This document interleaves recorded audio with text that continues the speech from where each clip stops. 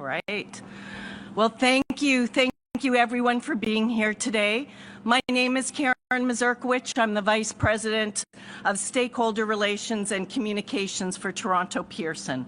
Today, Toronto Pearson CEO and President Deborah Flint will be providing an update on airport operations and the investigation following Monday's incident. We also have several representatives from our first responder agencies, as well as our COO of Toronto Pearson Operations. So behind me are Peel Regional Police Deputy Chief Mark Andrews, Peel Paramedics Commander of Operations Corey Toketch, Mississauga Fire Chief Darren Reetsey, and Toronto Pearson's Fire Chief Todd Aiken, and Khalil Laramet from our COO of Toronto Pearson. With that, I'd like to welcome Toronto Pearson CEO Deborah Flint, who will take a couple of questions after her remarks. Following that, our first responders are available to also answer some questions. Thank you. Thank you, Karen, and good morning to all. We are providing a third update this morning on yesterday's events as the accident transitions to the investigation phase, and I will share more on that investigation phase and what to expect shortly. First, however, it's really important to recognize how grateful we are that there was no loss of life or life-threatening injuries in yesterday's accident. You know, every time you board a flight, you are greeted by flight attendants and by flight crew often. It's their job to make us comfortable and confident about the flight ahead, and they do an incredible job with that. But we saw the most important role that they play in action yesterday. The crew of Delta Flight 4819 heroically led passengers to safety, evacuating a jet that had overturned on the runway on landing that was amidst smoke and fire. I thank each and every one of these heroes, every flight attendant and crew member on Delta Flight 4819. I also thank every flight attendant and crew member across the industry. Thank you for all that you do every day and every night in service of safe air travel. In regards to the accident yesterday, at approximately 2:15 p.m., Delta Airlines Flight 4819 from Minneapolis to Toronto, operated by subsidiary Endeavour Air, was involved in a single aircraft accident upon landing at Toronto Pearson. The plane was carrying 4 crew and 76 passengers, among them 22 Canadians. Flight attendants, flight crews, and airport emergency workers and responders mounted a textbook response, reaching the site within minutes and quickly evacuating the passengers. At the time, there were 21 injured passengers ranging from minor to critical but not life-threatening injuries.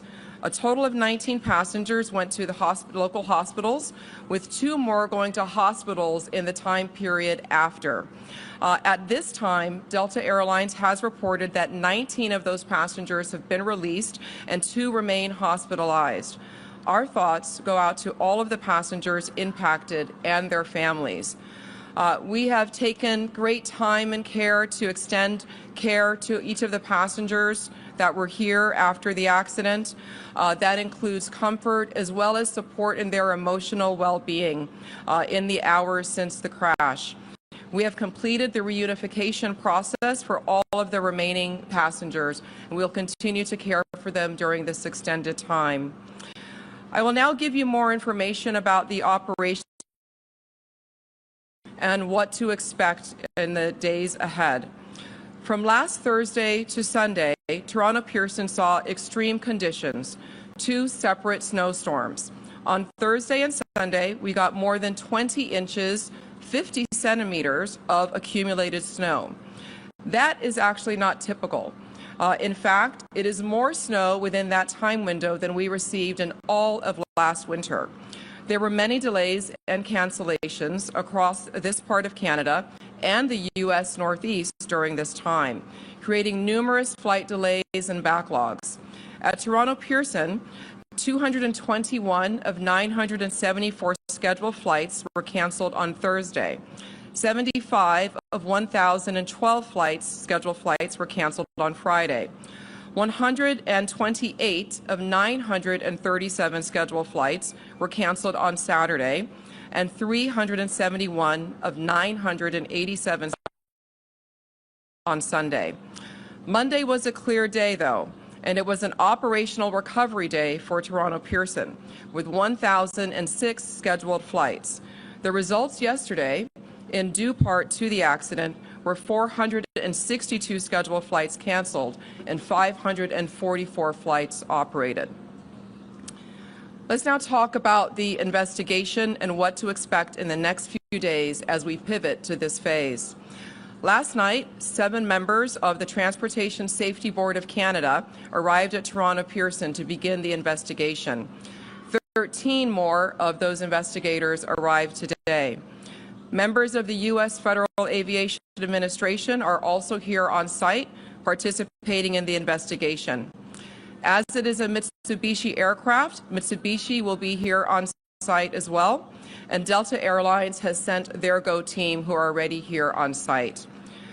So what does this all mean for operations at Toronto Pearson today and in the days ahead?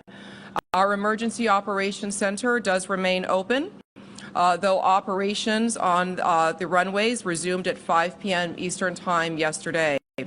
We have been in recovery mode since resuming flights at 5 p.m. yesterday, catching up on delayed flights, and that continues into today as well. We are currently without use of our longest east-west and north-south runways. This and ongoing expected additional weather conditions today will affect how fast we recover operations, particularly with departure of aircraft.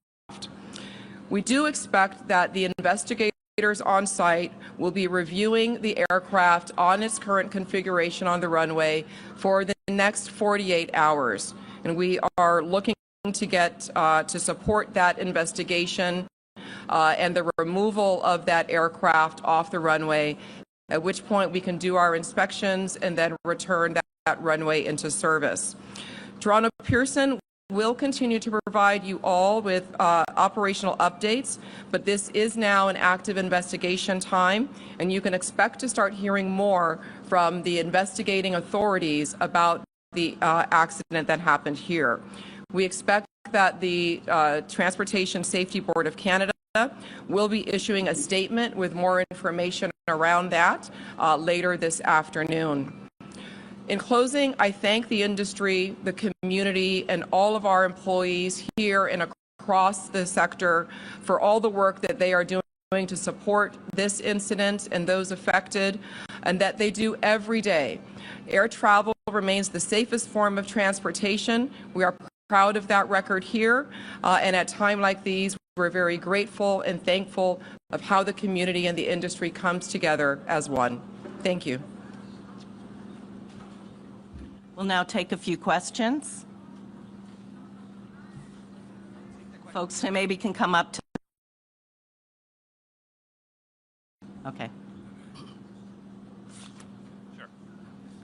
Hi there. Alex Capriello with News Nation. A question about the conditions yesterday. Obviously, you just explained the extent of the snowstorms that came over the past few days. Wondering if there's been any developments or any comment about what exactly it was like on the runway in terms of iciness or wind gusts. Last night we heard the fire chief say that he did not believe that that played a role in this crash at all. Is that still the theory here? And if so, do we have any developments on what caused the crash if it wasn't weather related? Okay. Yeah, this would not be a time for us to have theory or to speculate on what caused the crash. So as I shared, we have a number of agencies that are here that are responsible for doing a thorough and full and complete investigation to determine all the causal factors, and we are looking forward to getting those results and to sharing those, and those will be shared very publicly once they are received. And I understand that if you don't want to speculate about the crash, but can you tell us then what the condition of the runway was like at that time of the impact? I mean, was it slick? Have your teams been able to determine that? I look forward to sharing all of that information at the proper time. Again, those are all the details that are going to be covered during this investigation, and that is active currently. Hi there, Vio Saisai from the New York Times. I have one question and a follow-up. Does air traffic control handle CRJs differently than other aircraft in crosswinds? The air traffic control is responsible, NAV Canada, for all of the aircraft activity here at Toronto Pearson and in the surrounding areas. They will have to respond differently themselves as to how they manage those aircraft uniquely. And then how do you decide to pause operations because of wind, and who makes that decision? That is a cross-collected decision that is made between NAV Canada and the pilots during live operations.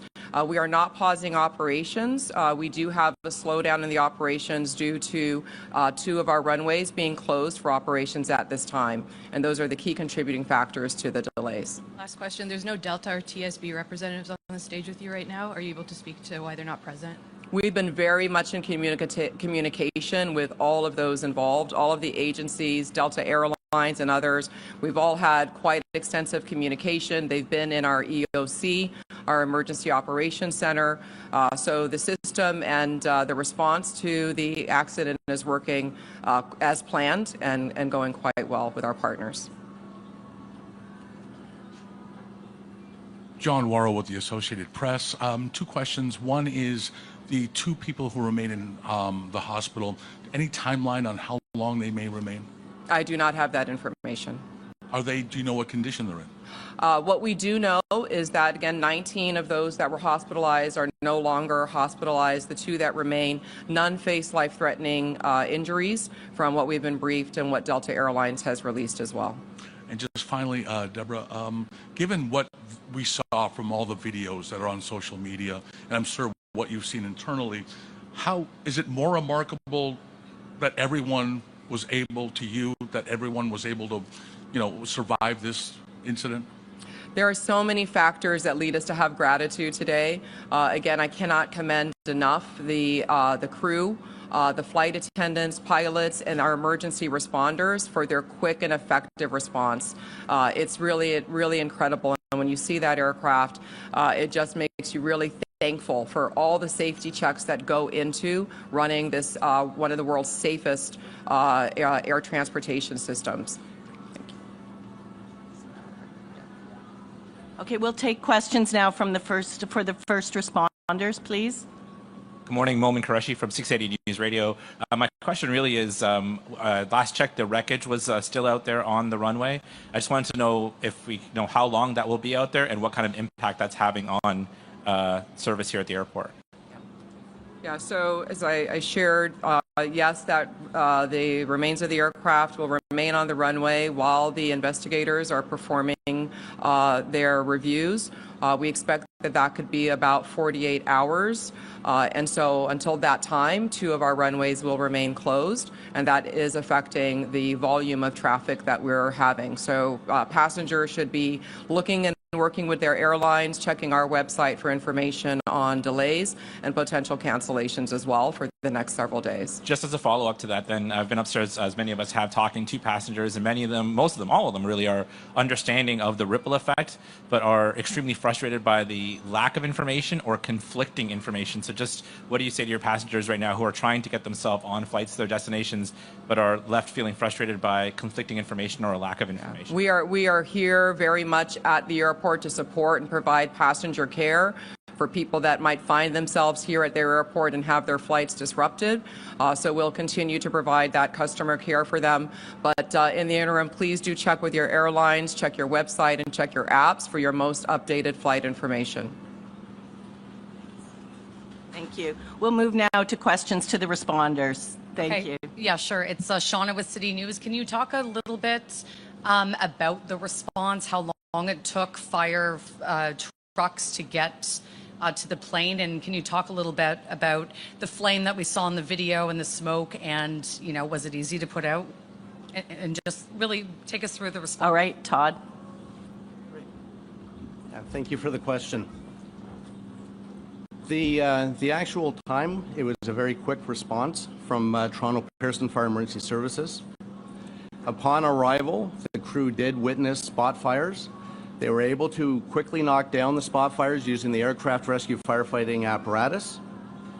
Once the fires were knocked down, the crews did make entry and perform primary search and rescue. The passengers were all evacuated, and then they were taken to a secondary location at Station 2 for triage with our mutual aid partners. Just a quick follow-up. Can you describe what it was like? Because we've seen videos of the passengers hanging upside down in their seatbelts. Can you maybe just describe what it was like to get these people, you know, hanging, cut down, and out of the plane? I believe that most of the passengers self-evacuated at that time, and upon arrival, they were being escorted to a second location.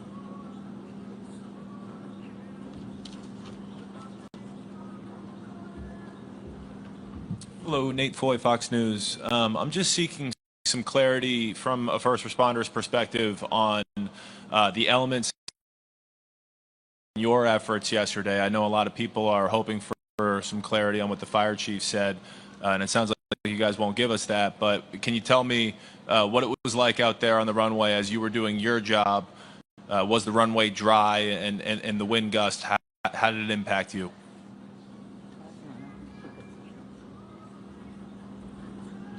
And like we mentioned, it's very early to make any conclusions.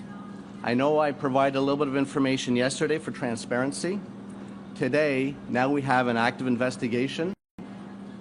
Therefore, any of those questions would have to be directed toward Transportation Safety Board.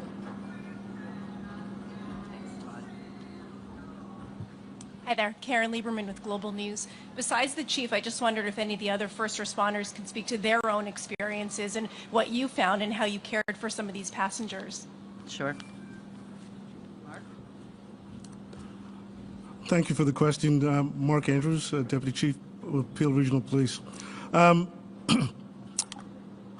like to, before I answer the question, I'd like to say that our thoughts and prayers are with the 76 crew members and 4 passengers and their families that were impacted by yesterday's events, which fortunately had the best possible outcome for all of us. Our response as Peel Regional Police, we're the police of jurisdiction. We have a really robust presence here at the airport. We actually have a fully functioning division with 100 officers and civilians located. We have a presence on the public side and the private side. So we were able to respond in a very timely fashion along with our first responder partners. The conditions were difficult, but I will say this, that we regularly practice with our partners in fire and EMS and the GTAA and Transport Safety Canada. So we were prepared for this event, as extreme as it was. And our men and women, not only in policing, but across all the first responder services, did a tremendous job. And in my mind, no doubt saved lives. So I'd like to acknowledge that. There was some impact, on the police of jurisdiction being ourselves, not only here at the airport, because as you can imagine, we don't have surge capacity to deal with something like this the way they do in the private industry. We had, at one point we had 50 police officers responding to the circumstances here at the airport and the surrounding environment. What I'd like to do is thank our partners at the OPP, Commissioner Tom Creek and Chief Marion Demke, because they supported us through the aftermath of the incident. Officers to support both of our public. All in all, it was a great response by first responders supporting GTAA and our TSB partners, but it's something that we've practiced and we're well prepared for should this happen again going forward.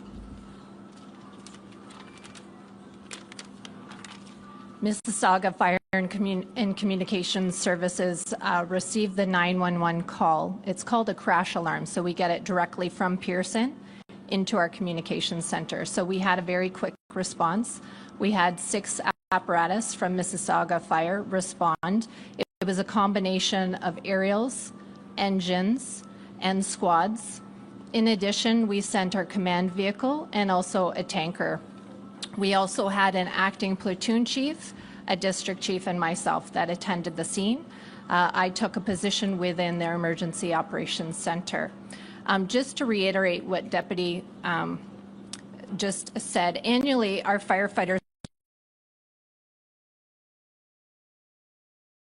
at a location called Festi. It's a training facility. Our primary response is to assist with water supply, search and rescue, rehab, and medical support. The Mississauga Fire and Emergency Services and Mississauga Office of Emergency Management participates in 2 annual emergency exercises that are held at Toronto Pearson International Airport each year, including a high-level tabletop command exercise and a full-scale boots-on-the-ground emergency exercise. In addition to the exercises conducted each year at Toronto Pearson International Airport, the City of Mississauga conducts its own functional emergency exercise, and we did that in 2021, examining an aircraft accident occurring within the City of Mississauga. This exercise included partners from various organizations, including those represented in the exercises held here regularly at Pearson. The Mississauga Fire and Emergency Services and OEM provides emergency management training to regional partners from various organizations who may be involved in the response to an aircraft accident, amongst other emergencies. The Mississauga Office of Emergency Management can also serve as a conduit between the city and the Provincial Emergency Operations Center if provincial-wide coordination for the response and recovery of community impacts during an emergency is required. During an aircraft accident, the Mississauga Office of Emergency Management can assist in the coordination of providing municipal services if requested by our community partners who may be impacted in the event. This could include transportation like buses, facilities, or heavy equipment. The City of Mississauga has developed its own aircraft accident emergency plan, which conforms with and operates in conjunction to the airport emergency plan developed by the Greater Toronto Airport Authority. Thanks. That was a fulsome response. I just also wondered if anyone can speak to the nature of some of the injuries. Do you want to speak to some of the nature?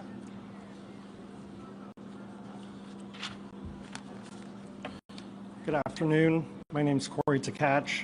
I'm a commander of operations within Peel Regional Paramedic Services. So upon our arrival of the crash site, our staff were faced with a multitude of different injuries, mainly stemming from back sprains, head injuries, anxiety, some headaches, nausea and vomiting due to the fuel exposure. So those were the common sort of injuries that we had come across. Any more questions? Please, Mal Hamidi, Canadian Press. Just want to follow up on this rescue effort. Can you please provide some details on the timeline? How long did you, paramedics and firefighters did it take for them to get to the airplane, and how long did it take for them to evacuate the airplane? Okay, Todd, you want to take that? Yeah, the response from Toronto Pearson Fire Emergency Services was minutes. Because there is an active investigation, we won't be able to provide the details, but it was a very quick response from Fire Emergency Services as well as our response partners that just spoke. Can you please also comment on the role that flight attendants played in evacuating the airplane? We saw some videos on social media. Where like basically doing their job, helping passengers get off the plane. Can you please comment on their role in this? Sure, absolutely. We train for such events. We're very well prepared and trained. And the firefighters responded textbook. They were able to knock down the fire. They're able to assist the passengers getting off the plane and then performing triage and then response to the hospitals. Thank you. Next question. Hi, I'm Alex Miller with Scripps News. I know you can't confirm what you saw on the runway, but can you confirm that the runway had been coded as fives across the board as a wet runway for the pilots, which is a runway with light snow or slush? Sorry, I don't know if I followed that question. Do you want an answer or do you want to repeat it? Did you get it? You know, like I mentioned earlier, because there's an active investigation, that will have to be directed towards the Transport Safety Board, please. Hi, Jessica Murphy, BBC News. I want to go back to something Mr. Andrews said. You talked about difficult conditions that rescuers faced on the ground. I'm hoping you could go into a bit more detail. Sorry, with who said? Sorry? BBC. Oh, no, sorry. Peel Regional Police. Peel Regional Police. Thank you for that question. The conditions that I was speaking of is the environmental conditions, the cold, the wind, the fact that you know we were still having the occasional snow, but those are conditions again that we're used to working in as first responders, and our people, along with the other first responders, did a tremendous job of responding in those conditions. It's part of the environment that we operate in.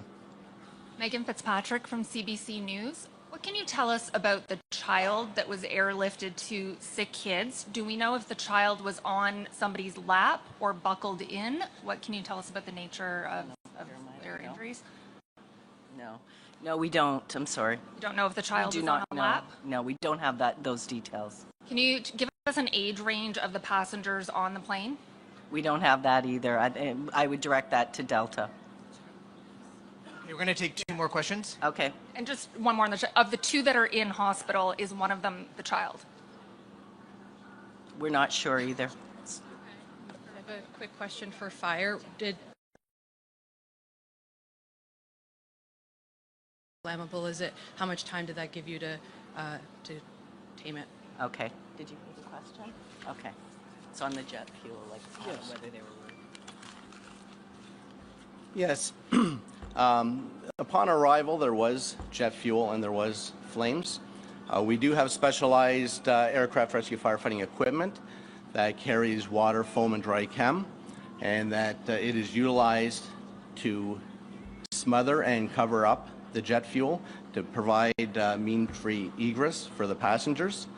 So we do have the appropriate equipment and the appropriate training to mitigate that emergency. Okay, we'll take the last question. Just like a last question on the nature of the injuries. The people who were more seriously injured, those who were at one point in critical condition, what type of injuries were those? Are we talking about like broken bones, serious sprains? I think the paramedic did speak to that a bit, but he can come back and reiterate. Yeah. So on the initial assessment in any mass casualty incident, we do a triage of patients. And yes, some patients were deemed to be critical at that time. And we make that assessment based on our initial contact, what the patient's complaining of, the fact that they were involved in a plane crash. And some of those determinations happen quite quickly in the short amount of time that we spend with that patient to ensure that they're receiving the quickest care possible. And there are times when further care occurs and those conditions get downgraded. So from critical to like serious and non-life threatening. There are times in scenarios like this where somebody may be complaining of like abdominal pain or a head injury, and we may err on the side of caution to deem them critical because we can't see inside their skull, we can't see inside their abdomen, but based on some of their vital signs and other determining factors, that's when sort of the decision to make them a critical patient would have occurred. So in terms of like the acuity of injuries, perhaps the most acute would be that like the back sprain or the head injury possible. Yeah, a head injury from an acuity state is obviously very dangerous. The issue is we obviously can't see inside the head at that time, right?